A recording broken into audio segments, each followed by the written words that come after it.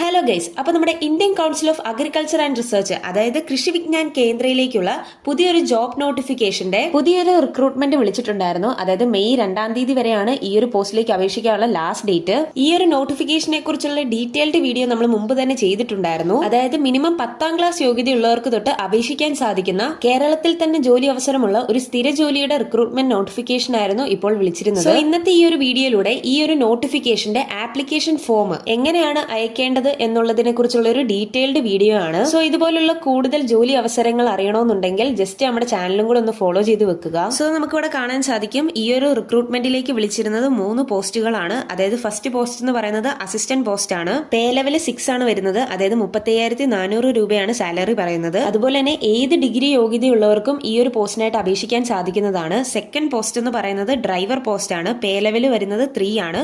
അതായത് 21,700 രൂപയാണ് basic salary പറഞ്ഞിരിക്കുന്നത്. മിനിമം 10ാം ക്ലാസ് യോഗ്യതയും അതുപോലെ തന്നെ ഡ്രൈവിംഗ് ലൈസൻസും ഉള്ളവർക്ക് ഈ ഒരു പോസ്റ്റിനായിട്ട് അപേക്ഷിക്കാൻ സാധിക്കുന്നതാണ്. ഇനി തേർഡ് പോസ്റ്റ് എന്ന് പറയുന്നത് സ്കിൽഡ് സപ്പോർട്ടിംഗ് സ്റ്റാഫ് ആണ്. അതായത് പേ ലെവൽ 1 ആണ്. 18,000 രൂപയാണ് ബേസിക് പേ പറഞ്ഞിരിക്കുന്നത്. അതുപോലെ തന്നെ മിനിമം 10ാം ക്ലാസ് യോഗ്യതയുള്ളവർക്കോ അല്ലെങ്കിൽ ITI പാസ് ആയിട്ടുള്ളവർക്കോ ഈ ഒരു പോസ്റ്റിനായിട്ട് അപേക്ഷിക്കാൻ സാധിക്കുന്നതാണ്. സോ അതുപോലെ തന്നെ അസിസ്റ്റന്റ് പോസ്റ്റിലേക്ക് അപേക്ഷിക്കാനുള്ള ഏജ് ലിമിറ്റ് എന്ന് പറയുന്നത് 20 വയസ്സ് മുതൽ 30 വയസ്സ് വരെയുള്ളവർക്ക് അപേക്ഷിക്കാൻ സാധിക്കുന്നതാണ്.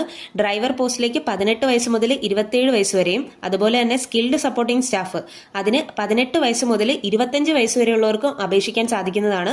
ഇത് കൂടാതെ ഏജ് റിലാക്സേഷൻ ഉണ്ട്. അതായത് SC/ST കാൻഡിഡേറ്റ്സിന് 5 വർഷം ഏജ് റിലാക്സേഷനും അതുപോലെ തന്നെ OBC കാൻഡിഡേറ്റ്സിന് 3 വർഷം ഏജ് റിലാക്സേഷനും ഉള്ളതാണ്. സോ അതുപോലെ തന്നെ ഈ ഒരു 3 പോസ്റ്റിലേക്കുമുള്ള സെലക്ഷൻ പ്രോസസ് എന്ന് പറയുന്നത് ഒരു ഇന്റർവ്യൂ ബേസ് മാത്രമാണ്. അതായത് യാതൊരു ഓൺലൈൻ ആയിട്ടുള്ളതോ അല്ലെങ്കിൽ ഓഫ്ലൈൻ ആയിട്ടുള്ളതോ എക്സാമിനേഷനോ ഈ ഒരു പോസ്റ്റിനായിട്ട് ചോദിക്കുന്നില്ല. സോ അതുപോലെ തന്നെ കഴിഞ്ഞ വീഡിയോയിൽ കൂടുതൽ ഉദ്യോഗാർത്ഥികളും ചോദിച്ച ഒരു ഡൗട്ടാണ്. അതായത് ആപ്ലിക്കേഷൻ ഫീസ്. ഈ ഒരു പോസ്റ്റിനായിട്ട് ആപ്ലിക്കേഷൻ ഫീസ് പറയുന്നുണ്ട്. അതായത് SC/ST കാറ്റഗറിയിലുള്ള കാൻഡിഡേറ്റ്സിനും അതുപോലെ തന്നെ വുമൺ കാൻഡിഡേറ്റ്സും ഒഴിച്ച് ബാക്കി എല്ലാ കാറ്റഗറിയിലുള്ള കാൻഡിഡേറ്റ്സിനും 500 രൂപയാണ് ആപ്ലിക്കേഷൻ ഫീസ് പറയുന്നത്. അതും DD അതായത് ഡിമാൻഡ് ഡ്രാഫ്റ്റ് ആയിട്ട് അത് നാഷണലൈസ്ഡ് ബാങ്ക് ആയിരിക്കണം. അങ്ങനെയുള്ള ബാങ്കുകളിൽ നിന്ന് വേണം ഈ ഒരു 500 രൂപ ആപ്ലിക്കേഷൻ ഫീസ് അയക്കേണ്ടത്. അതുപോലെ തന്നെ SC/ST കാറ്റഗറിയിലുള്ള കാൻഡിഡേറ്റ്സിനും വുമൺ കാൻഡിഡേറ്റ്സിനും യാതൊരു ആപ്ലിക്കേഷൻ ഫീസും ഇവിടെ ചോദിക്കുന്നില്ല. ഇനി ഈ ഒരു നോട്ടിഫിക്കേഷന്റെ ഏറ്റവും അവസാന ഭാഗമായിട്ട് തന്നെ ഈ ഒരു ആപ്ലിക്കേഷൻ ഫോം ഈ ഒരു പോസ്റ്റിനായിട്ട് അപേക്ഷിക്കേണ്ട ആപ്ലിക്കേഷൻ ഫോം കൊടുത്തിട്ടുണ്ട്. അതായത് ഇവിടെ ഫസ്റ്റ് ചോദിക്കുന്നത് ഒരു പാസ്പോർട്ട് സൈസ് ഫോട്ടോ ആണ്. അതും സെൽഫ് അറ്റസ്റ്റഡ് ആയിരിക്കണം. അതുപോലെ തന്നെ സബ്ജക്ട് ചോദിക്കുന്നുണ്ട് ഏത് ആപ്ലിക്കേഷൻ ഏത് പോസ്റ്റിനേക്കാണ്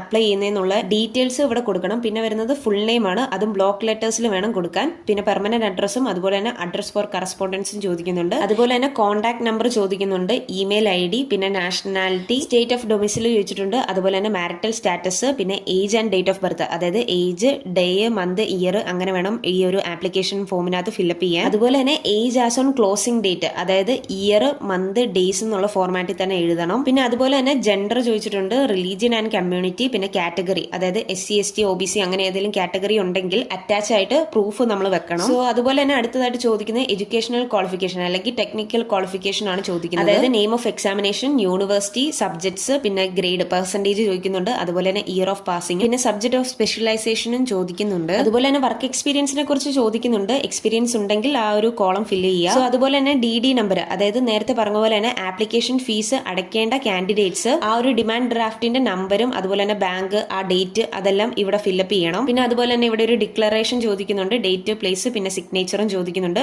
അതുപോലെ തന്നെ പ്രൂഫിനായിട്ട് വെക്കുന്ന സെൽഫ് അറ്റസ്റ്റഡ് ആയിട്ടുള്ള കോപ്പീസ് അതായത് സർട്ടിഫിക്കറ്റിന്റെ കോപ്പീസും ഡോക്യുമെന്റ്സും ഈ ഒരു ആപ്ലിക്കേഷൻ ഫോമിന്റെ കൂടെ തന്നെ ആയിട്ട് അയക്കണം. സോ ഇവിടെ കൊടുത്തിരിക്കുന്ന ഈ ഒരു അഡ്രസ്സിലേക്കാണ് ഓഫ്ലൈൻ ആയിട്ട് ഈ ഒരു ആപ്ലിക്കേഷൻ ഫോം അയച്ചു കൊടുക്കേണ്ടത്. സോ ഈ ഒരു നോട്ടിഫിക്കേഷൻ അതായത് ആപ്ലിക്കേഷൻ ഫോം അടങ്ങുന്ന ഈ ഒരു നോട്ടിഫിക്കേഷന്റെ PDF ലിങ്ക് ഞാൻ താഴെ ഡിസ്ക്രിപ്ഷൻ ബോക്സിൽ ടാഗ് ചെയ്യുന്നുണ്ട്. സോ വീഡിയോ ഇഷ്ടപ്പെട്ടെങ്കിൽ ലൈക്ക് ചെയ്യാനും സബ്സ്ക്രൈബ് ചെയ്യാനും അതുപോലെ തന്നെ നിങ്ങളുടെ സുഹൃത്തുക്കളിലേക്ക് ഈ ഒരു വീഡിയോ ഷെയർ ചെയ്യാനും മറക്കല്ല. So thanks for watching this video.